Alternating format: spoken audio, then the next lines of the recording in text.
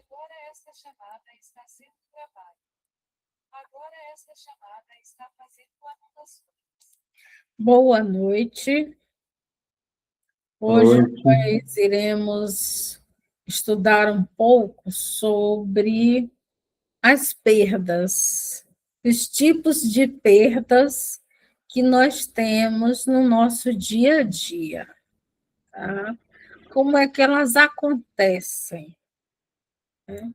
Já que todos nós, seres humanos, nós temos sonhos, nós fazemos planos, e a gente sabe que estar vivo é estar associado à nossa capacidade de sonhar, de criar expectativas, de criar perspectivas para o futuro. E nós, enquanto ser humano, enquanto indivíduo que sonha e que planeja a sua vida, seja ela afetiva, profissional, estar diante dos seus momentos de lazer, de lazer, de diversão, e isso também se configura dentro das configurações familiares, né? A gente entende que nem sempre o percurso da vida ela segue de acordo com os nossos planos, com os nossos desejos. Muitas vezes a realidade ela se apresenta de forma diferente. E em certas ocasiões ela chega a ser tão diferente que ela choca e ela desorganiza, né, totalmente o sujeito e toda a família, né? Acontece esse processo, né, com a família, essa desorganização, porque algo aconteceu, né? Algo que não estava planejado. E isso tudo desestabiliza o sujeito. Por quê? Porque geralmente, né, nós, apesar dos nossos impulsos, né, para o desenvolvimento e através mesmo das mudanças, o que nós buscamos todos os dias é a nossa rotina, as nossas atividades, os nossos comportamentos rotineiros, repetitivos, que eles nos trazem segurança, né? Quando isso é interrompido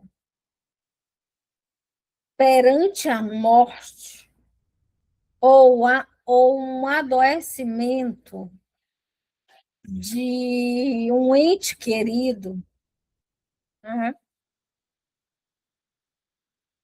é o momento em que o sujeito se vê vulnerável e amedrontado por essa realidade e por essa impotência, né? O sujeito ele se vê totalmente vulnerável quando acontece a morte, uma ruptura, um, um adoecimento. Então, o sujeito ele não sabe como lidar, né, com algumas questões. Em alguns momentos da nossa vida, podemos vivenciar situações super dolorosas, como perdas, sejam elas de separações ou de mudanças, são eventos impactantes que eles vão se configurando no processo de luto. Agora, o enfrentamento desse processo é diferente e individual de cada sujeito. Cada pessoa tem um jeito de vivenciar sua dor, seja ela pelo isolamento, seja ela pela vontade de gritar, de chorar. Cada um tem um jeito específico de enfrentamento, né, desses processos, principalmente de luto. Tá? Eu poderia até dizer que algumas pessoas elas possuem recursos muito mais elaborados para atravessar esse processo. Outras, elas podem até se perpetuar dentro de um sofrimento muito intenso. Tá? Então, isso vai muito de como nós lidamos, né, com a morte. E esse lidar com a morte, ela vem desde da nossa infância, de como é introjetado na nossa cabeça essa questão da morte.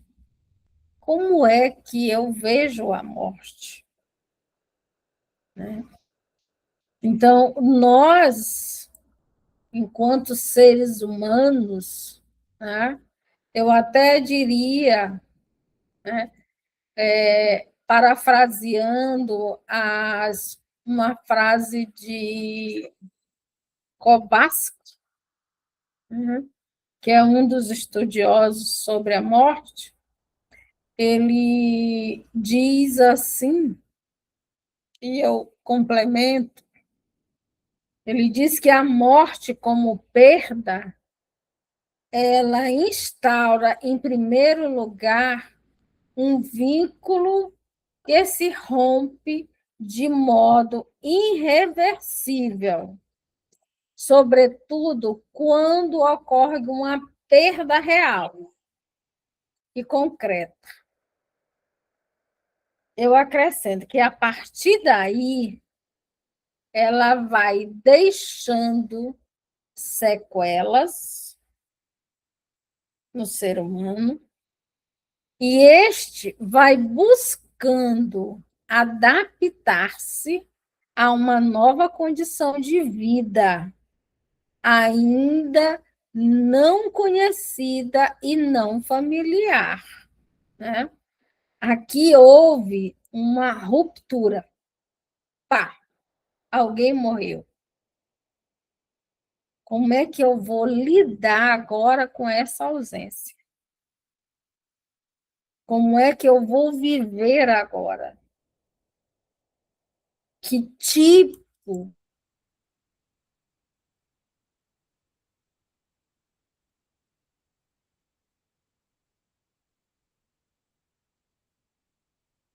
outra, né? Não sei se caiu. Tá todo mundo me ouvindo?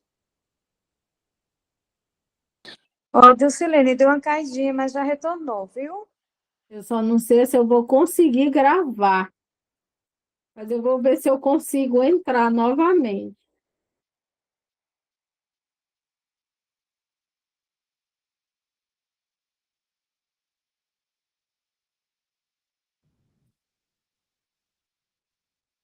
Consegui entrar, graças a Deus.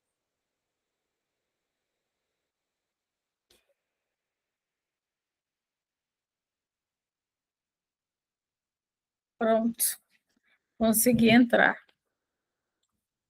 Ai, que eu fiquei foi com medo de não conseguir voltar à gravação. Então, essa condição do desconhecido, que é essa nova condição, que é o desligamento total com a pessoa que vai, ela vai causar sequelas, né? A gente sabe disso, né? Eu tenho um exemplo dentro da minha casa que o que aconteceu com a minha mãe após a morte do meu pai, 16 anos já, e ela ainda não conseguiu, né, vivenciar esse luto. E é muito difícil. Né? Tanto que ela perdeu a visão, ela hoje está com. A gente levou no geriatra, ela está até com uma demência grau.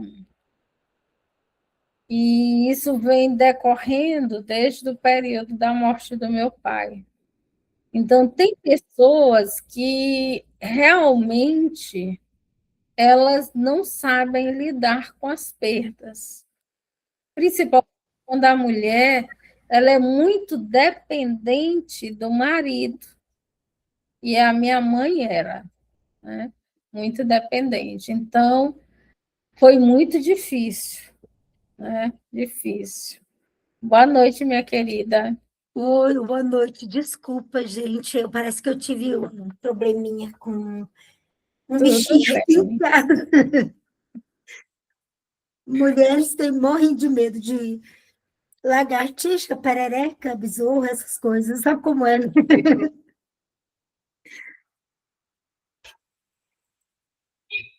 Então, essas questões da perda, né, elas, elas trazem consigo N consequências, N sequelas. Né? E tem um autor que ele faz uma diferença, que eu achei até interessante colocar na aula de hoje, que ele trabalha, né,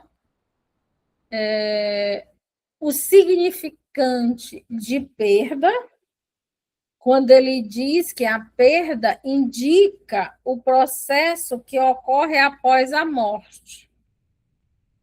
Né? A perda ela acontece após a morte. Enquanto o luto, ele se refere à experiência pessoal de cada um de nós em relação à perda, tá? Em relação a essa perda.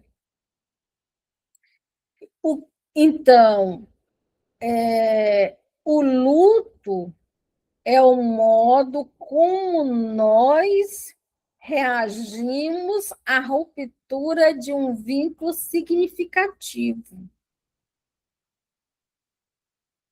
da nossa vida. Né? É um processo que ele é influenciado por seus mediadores. Que mediadores são esses? Os quais são identificados como determinantes, né, condições associados a cada perda, né? Porque é difícil. é difícil, a perda em si é difícil. Seja essa perda de uma separação, que é uma perda com vida, e a perda definitiva, que é uma perda com a morte. Né? Então, são vários tipos de perdas. É a perda de um emprego,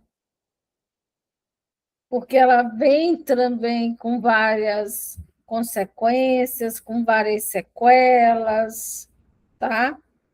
Então, são vários processos assim que estão unidos e que vão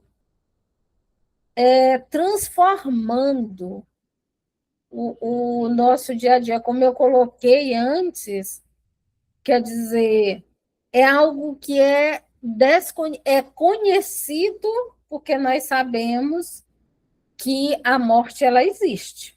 A única certeza que nós temos. E, ao mesmo tempo, é desconhecida.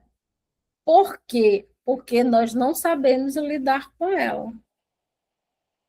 De forma alguma, nós não sabemos. Quando você perde alguém, você não sabe lidar. Então, cria-se, né, condições na vida que nós iremos tentar nos adaptarmos a essas condições, a essas novas condições, tá? E nós não sabemos como. Um autor que ele é muito interessante, que é o Holder, né? Que ele é que faz essa diferenciação entre a perda e o luto, né? Entre esses dois processos, que a perda é pós a morte e o luto é como o sujeito ele vai trabalhar essa ruptura de vínculo. Ele criou, né, para auxiliar, né, para que a gente possa ter uma compreensão das diferentes vivências do luto. Ele colocou mediadores, tanto que ele coloca 4 mediadores. O primeiro, ele faz uma referência. Quem era a pessoa que morre? Tá? Quem era essa pessoa? Que tipo de vínculo ele tinha com o falecido? O qual poderá influenciar o modo como a família vai vivenciar e sentir esse luto. O parentesco aqui, ele vai identificar o relacionamento que a pessoa tem com o enlutado. Esse é o primeiro mediador. Quem era a pessoa que morreu, tá? Como era que essa pessoa tinha esse vínculo com o falecido e qual a influência e o modo como esse familiar vai vivenciar e vai sentir esse luto. E o tipo de parentesco é que vai identificar a relação que ela vai ter com esse enlutado. Tá? Esse é o primeiro mediador, né? Ele vai mediar esse primeiro processo, essa primeira ruptura, tá? Então, isso vai partir exclusivamente, né, de como de como este vínculo, quem era essa pessoa, né? O segundo mediador é a natureza do vínculo. Trata-se aqui da natureza do vínculo existente entre o enlutado e a pessoa que faleceu. Por exemplo, existia um vínculo seguro?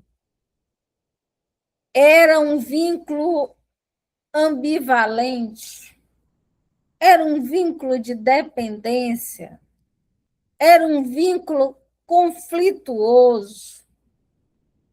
Tinha questões pendentes entre eles, né? O modo como esses vínculos foram estabelecidos e desenvolvidos, eles podem reverberar no modo como o enlutado pode sentir e vivenciar esta perda, tá? Esse é o segundo mediador, que é essa natureza desse vínculo. Que tipo de relação, que tipo de vínculo essa pessoa mantinha com o seu falecido? Né? Era um vínculo amoroso? Era um vínculo seguro? Era um vínculo amigável? Era um vínculo ambivalente? Era um vínculo dependente? Era um vínculo conflituoso? Deixou questões pendentes? E nós sabemos quando existem questões pendentes, vai surgir o sentimento de culpa. A pessoa partiu e eu não pedi perdão.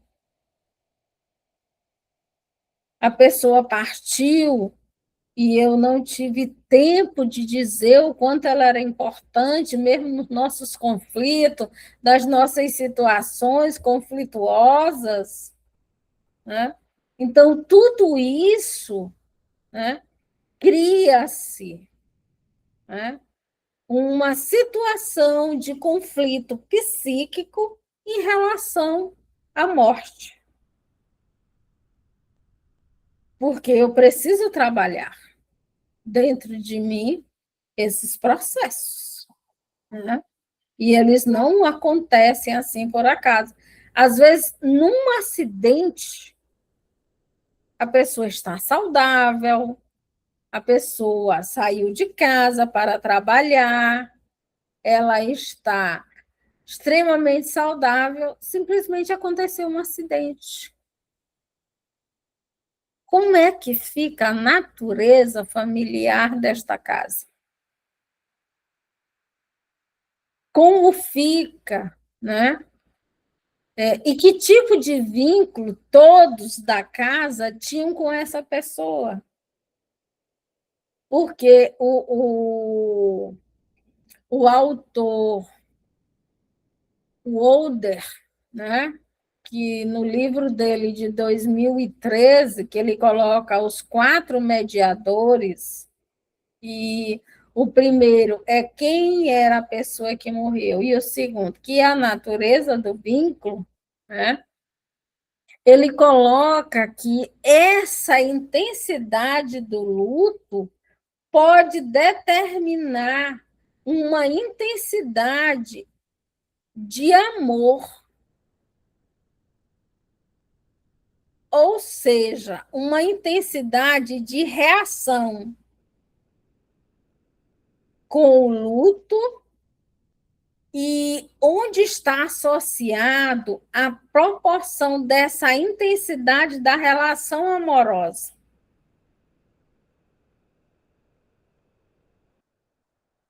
Então, ele coloca que essas questões né? Elas precisam dos cuidados da pessoa que permanece.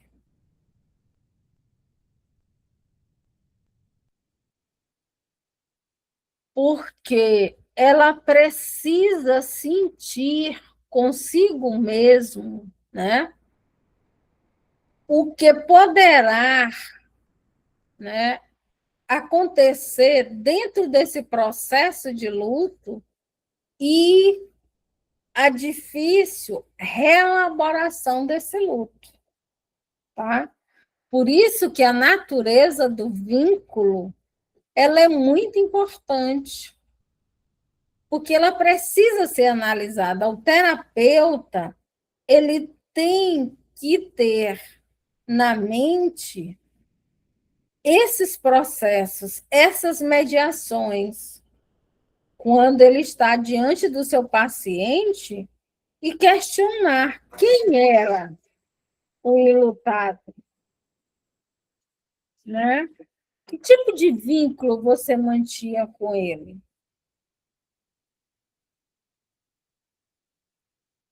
E como se dava esse vínculo? Então, tudo isso precisa ser discutido, precisa ser analisado, precisa ser interpretado. Por quê?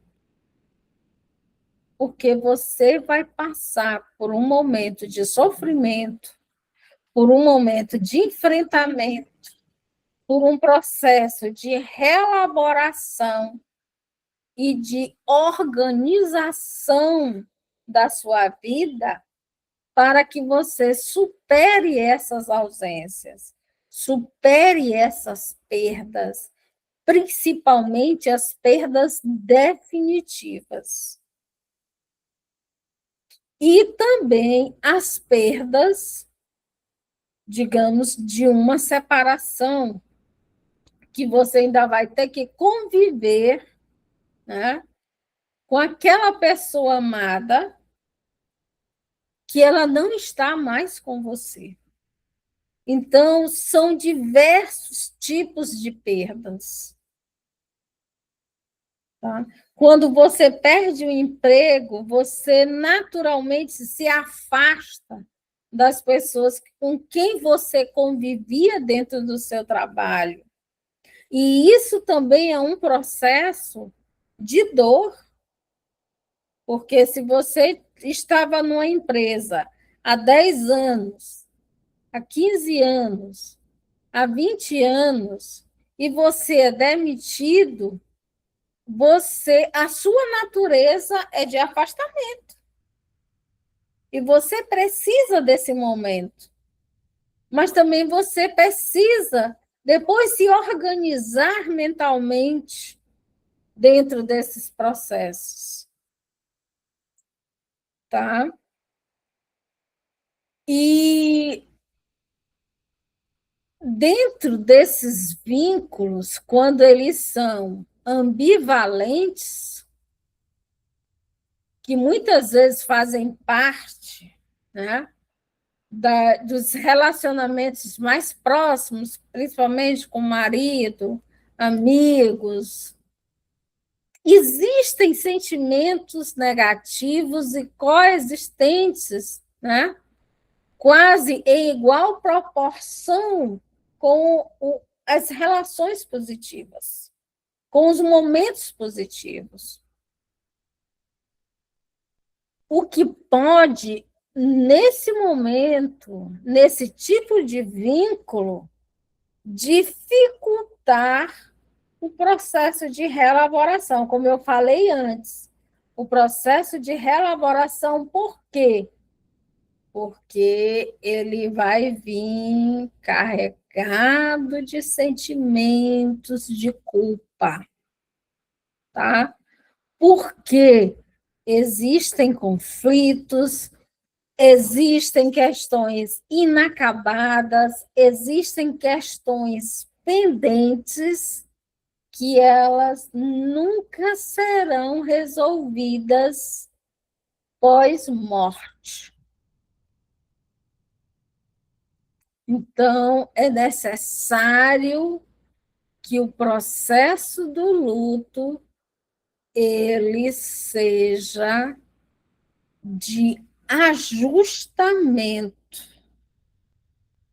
e fazer com que essa pessoa precise realizar, nem que seja dentro do set analítico, né, uma reelaboração e uma intensa readaptação a uma realidade atual, tá?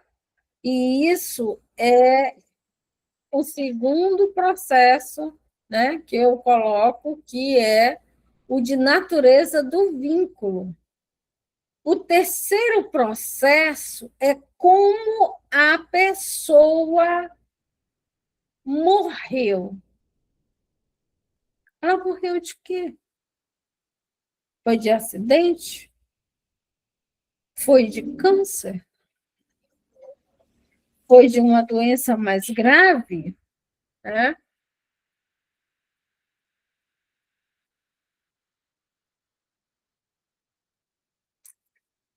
Mortes que ocorrem à distância, por exemplo, às vezes em outro país, em outra cidade, e que não houve tempo ou uma possibilidade para deslocamento e a participação no sepultamento pode causar, né, a pessoa uma sensação de que não aconteceu, né?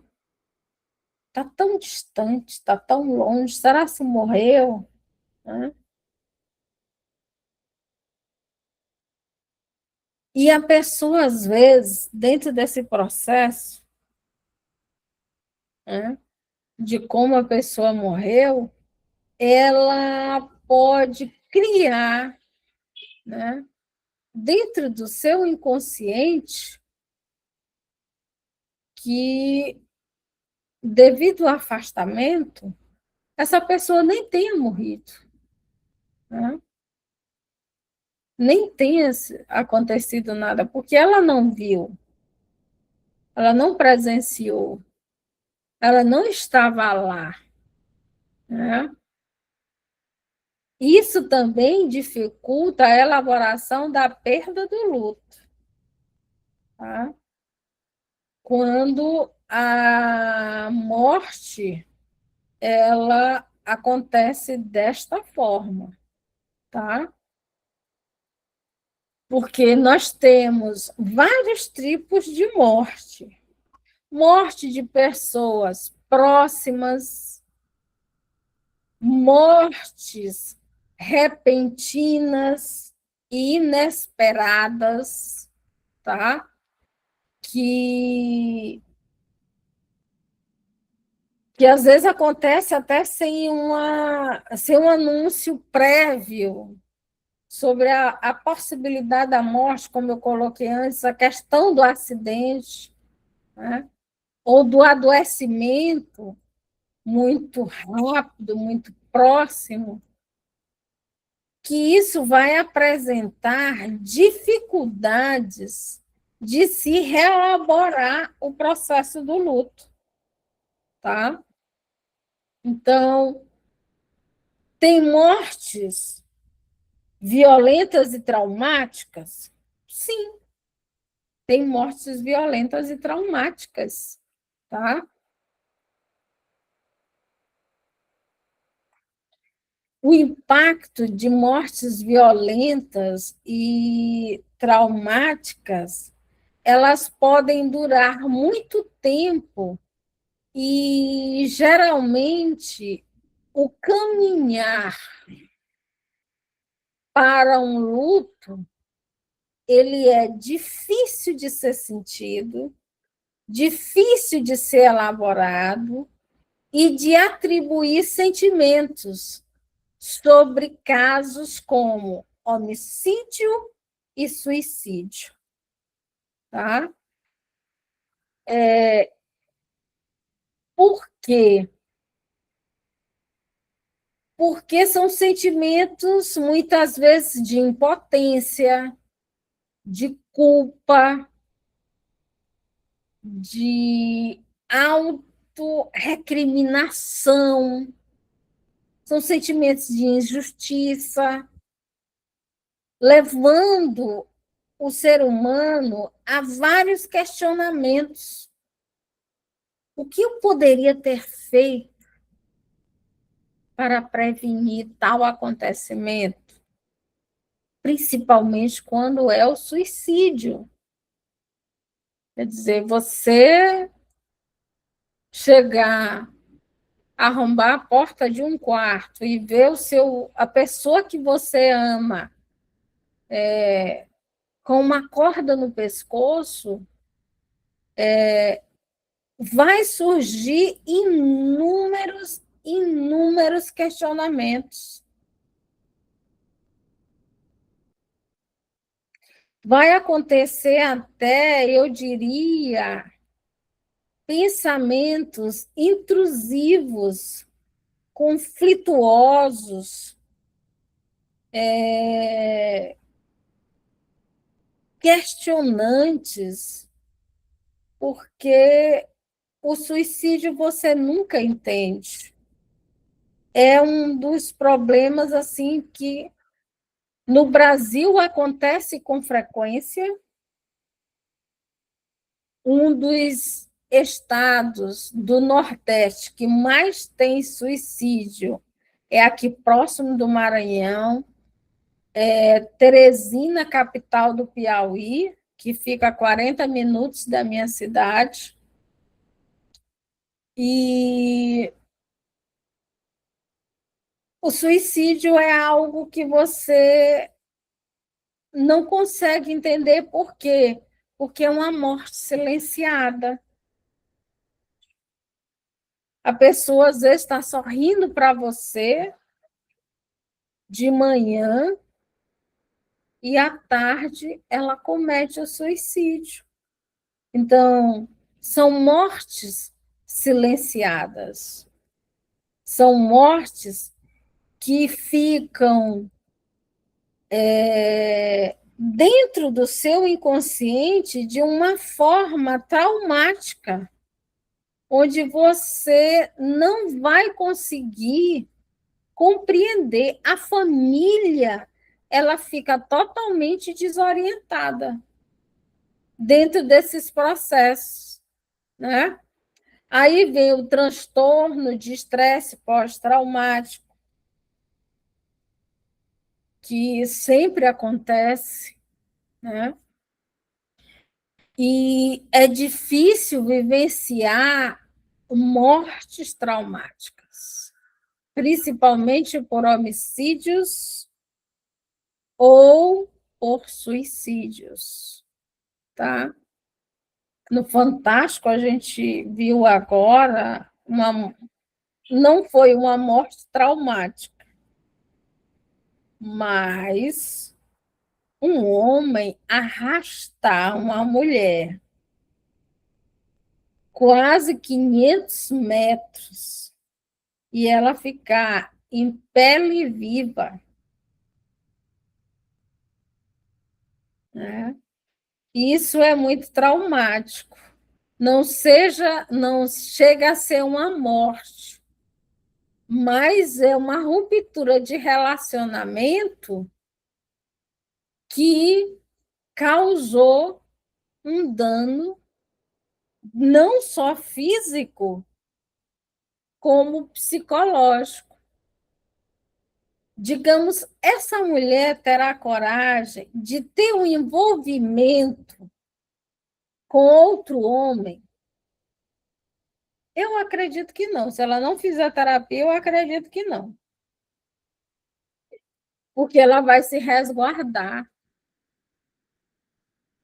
Toda mulher que sofre violência, né, dessa natureza, elas ficam se resguardando. né, de ter novos sentimentos. Além dessas mortes violentas e traumáticas, nós temos um outro tipo de morte que nós chamamos de múltiplas perdas. O que é essas múltiplas perdas, né? Trata-se de pessoas que perderam vários entes queridos importantes em um único evento trágico.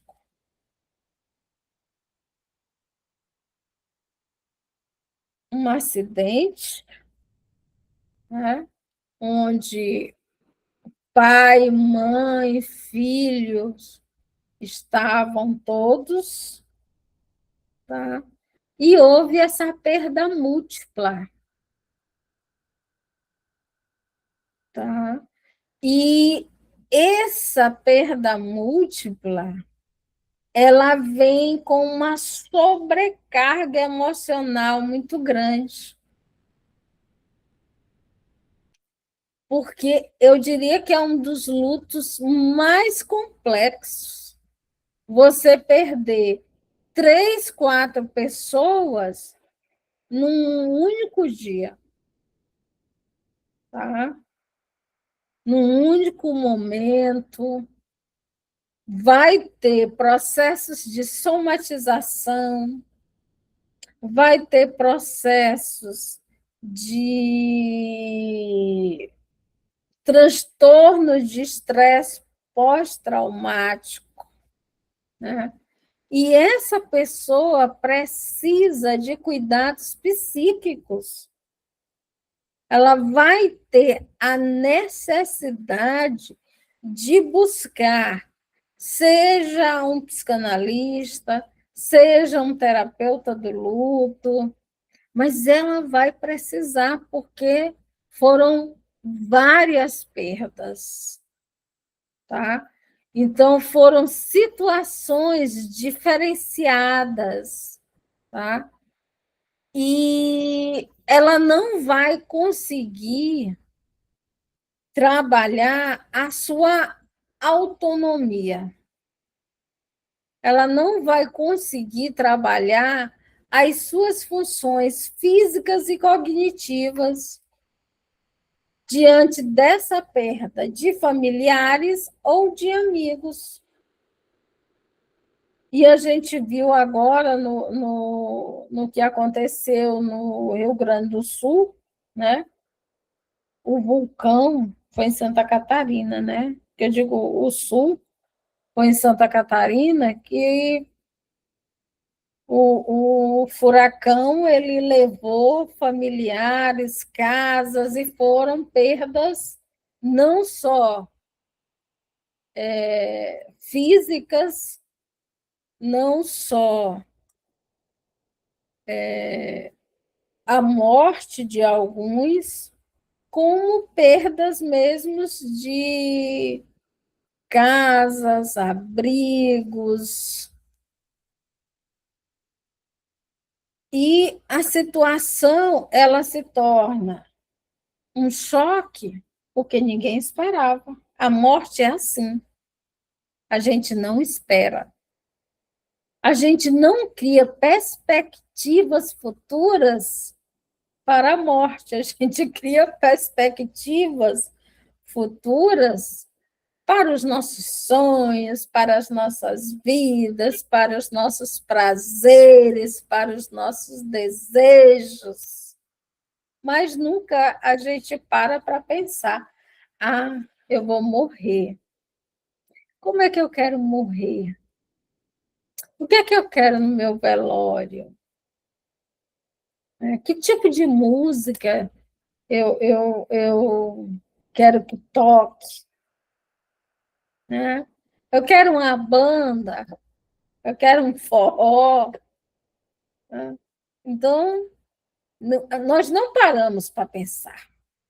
Na morte, não, a gente cria perspectivas para o futuro, para os nossos sonhos, para os nossos desejos.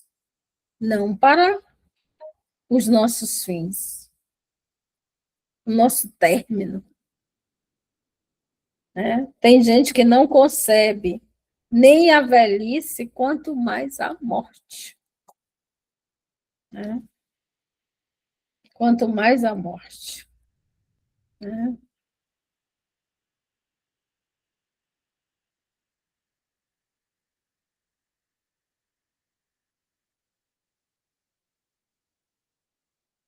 Tem um tipo de morte, né, que é chamada de estigmatizada, são mortes associadas a lutos não autorizados, que geralmente estão relacionadas com perdas silenciadas e negadas socialmente, né? Como o caso de suicídio ou por AIDS. Né? Quando tal estigma existe, o suporte social ao enlutado ele pode ser insuficiente e muitas vezes precário, tá? Pelo preconceito, pela discriminação. Alguém morreu de AIDS. Né? E ainda existe um preconceito muito grande. E a questão do suicídio é porque, se a família não sabe lidar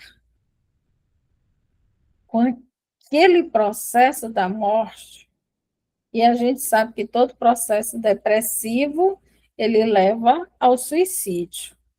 São raros os processos de depressão que não são trabalhados dentro do set analítico, a gente sabe, nós sabemos, enquanto estudiosos da psique, pesquisadores da psique, que a depressão, se ela não for trabalhada dentro do set analítico, ela leva à morte. Tá? E não adianta a pessoa só tomar remédio, que é só ali um paliativo. Na verdade, o que vai curar a depressão é o set analítico. É ela jogar para fora os seus significantes e esses significantes serem trabalhados por nós, que somos os estudiosos, né, da mente. Mas a pessoa que conversa com o seu colega e diz: eu estou com depressão. Depressão, vamos para a festa, vamos. Isso aí não resolve. E medicação muito pior, tá? Então, a morte estigmatizada, ela é uma morte que ela é silenciada e ela é negada socialmente, tá? Por isso que ela chama a morte estigmatizada, tá? Então, esses aqui foram os vários tipos de morte que nós temos conhecimentos, tá? E o quarto mediador é o antecedente histórico, né? O que é o antecedente histórico?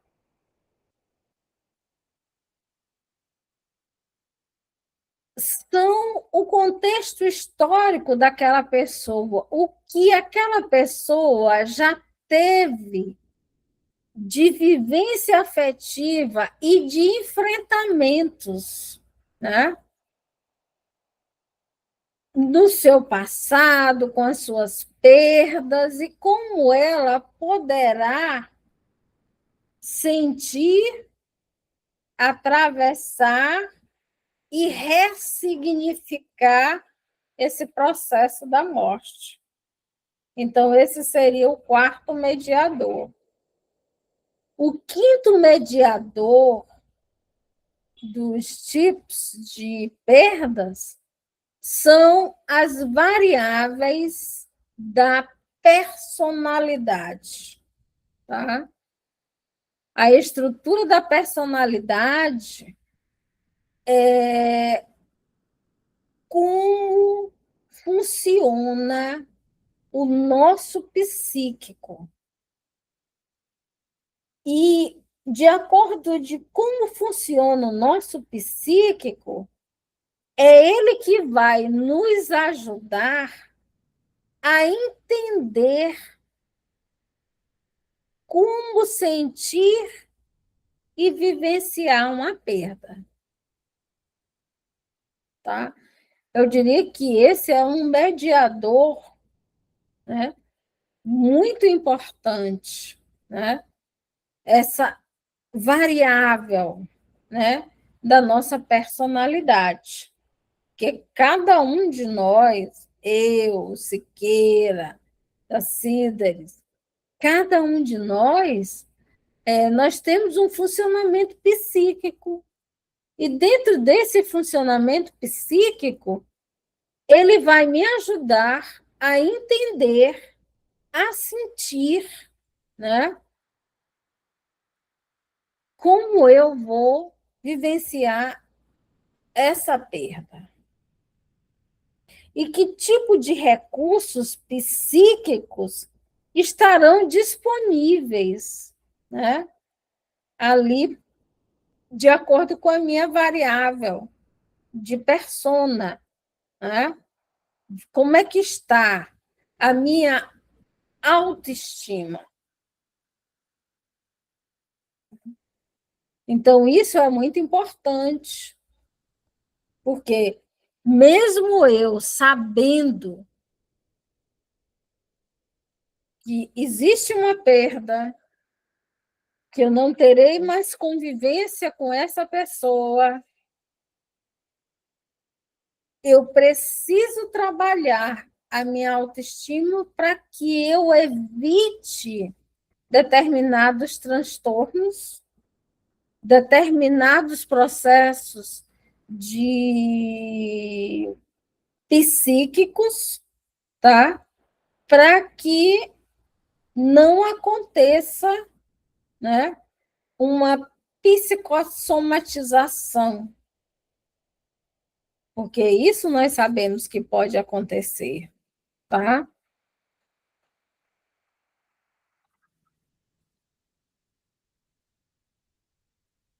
Eu vou fechar aqui o sexto e o sétimo mediador dos vários tipos de morte, porque já são mais de 21 horas, para que a gente possa fechar o conteúdo todo, tá bom? Quais são o sexto mediador? As variáveis sociais, né?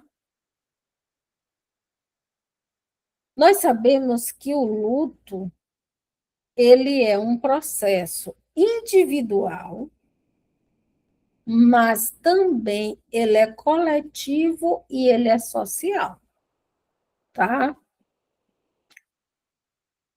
E muitas vezes ele precisa se tornar público a fim de ser acolhido e cuidado, né? Então, o suporte emocional, ele que é recebido pelo outro, tá? Seja dentro da família ou fora, através dos amigos, é importante no processo do luto. Uma vez que foi partilhado aquela dor, né? E a partir do momento que existe uma partilha, existe um suporte social que vai aliviar essa dor. Então, a variável social ela é importante porque ela é esse suporte, tá? E nós precisamos desse suporte social, seja na família, seja entre amigos, porque a partir do momento que eu partilho a minha dor, eu tenho um suporte para que ele venha aliviar esse meu processo de luto. Tá? E o sétimo mediador, nós chamamos de estressores concorrentes. São mudanças que são sobrepostas e crises que surgem posterior à morte. Algumas mudanças. Há indivíduos e familiares que vivenciam perdas subsequentes à morte, como, por exemplo, perdas financeiras. Tá? Essa é uma das que trazem mais sequelas, que são as perdas financeiras. Tá? E essa pessoa, ela precisa contar com um processo psicológico capacitado, que somos nós. Né? Se essa pessoa ela não tiver esse psicólogo, esse psicanalista, esse terapeuta do luto, né? Seja dentro da instituição hospitalar, seja no consultório particular, seja com um terapeuta, mas ela vai ter que se dispor desse amparato, né? E desses cuidados para ressignificar todo esse processo de mudança. Então, esses cuidados, ele tem um caráter preventivo, tá?